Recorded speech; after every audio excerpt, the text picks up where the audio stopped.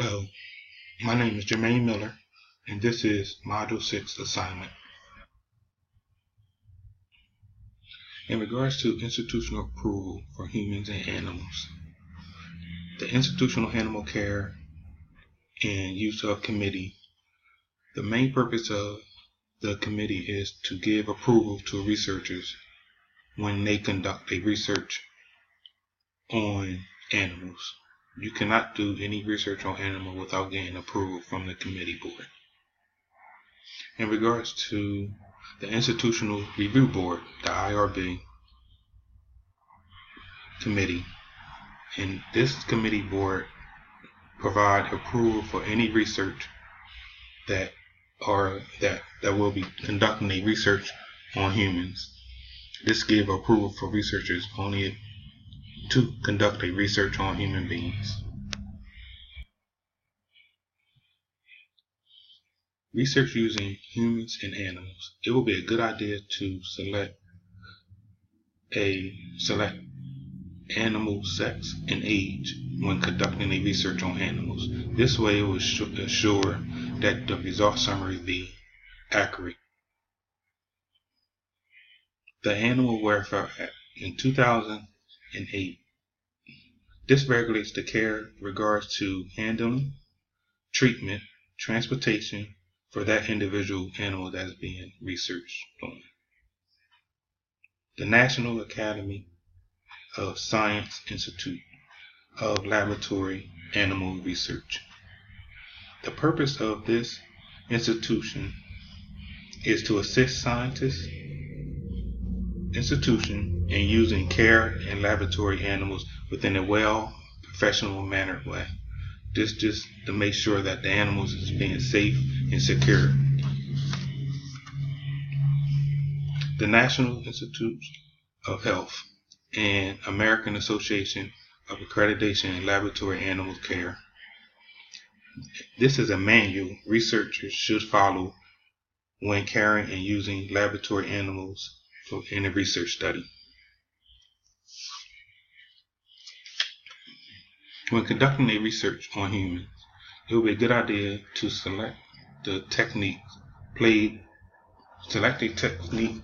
which is very beneficial that will play a high impact on the result summary.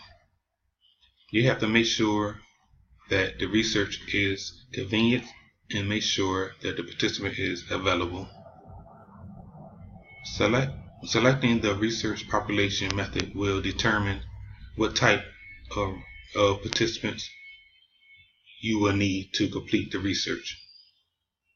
For example, if you are conducting a research on, let's say, ninth grade students at an at-risk school,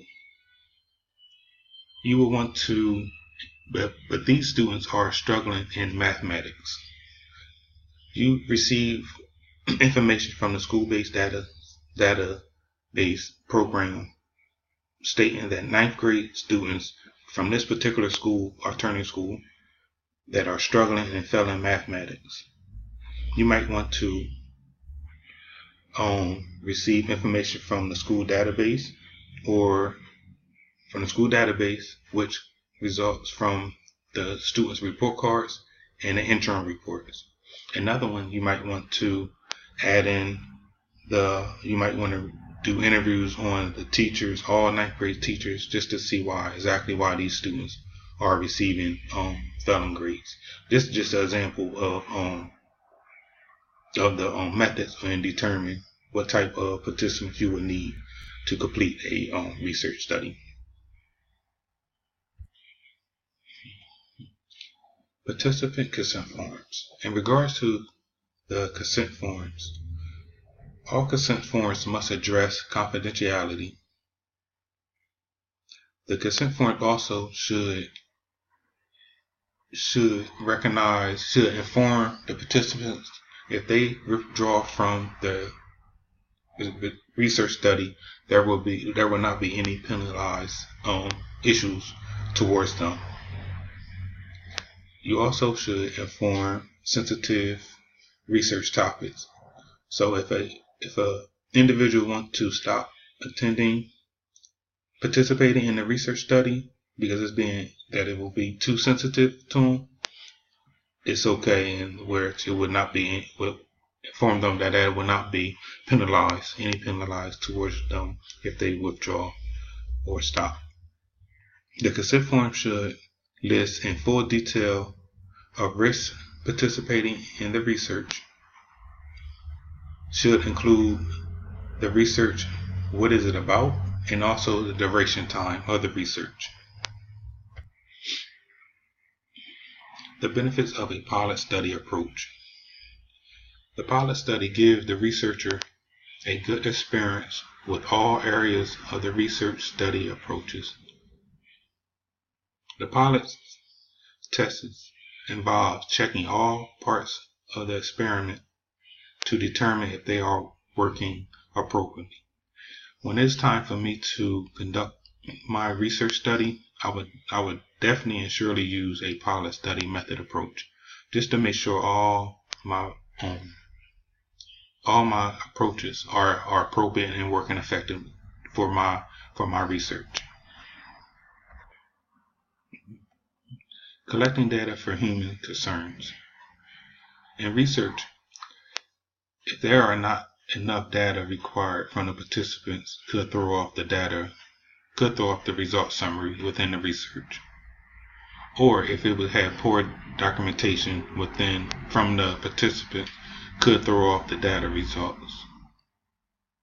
summary results. If there are misinterpreted data collected from the participants, would definitely throw off the result summary of the research study. How to choose a sample size. First, you must recognize the amount of how many participants are needed to support the guiding question or hypothesis.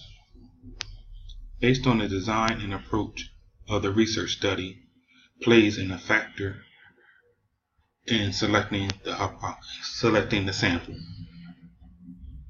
Next, you should identify the variables based on the research population. Determine how many participants fits the demographic of the experiment. Is a key to having a good sample size and selecting the sample size.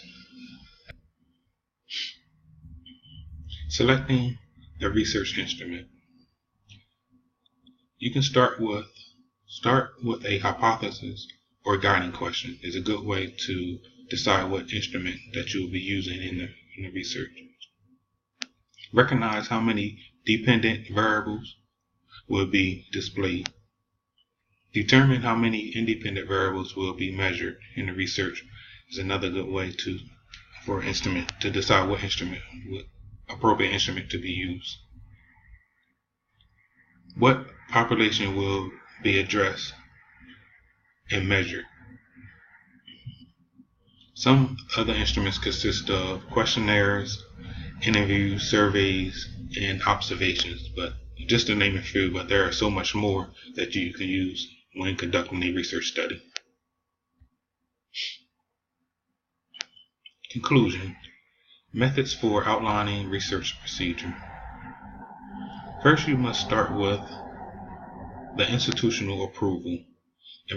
Rather, if you're doing a research study on animals, you must get an approval first before you even start the research study. Or if you're doing a research on human individuals, you must get approval from the IRB even before you start your research topic, your research study. Select your participants. Recognize what sample size will be most appropriate for your research study. Provide the participants with a consent. Instrument select. Define the data collection. And finally, the result summary.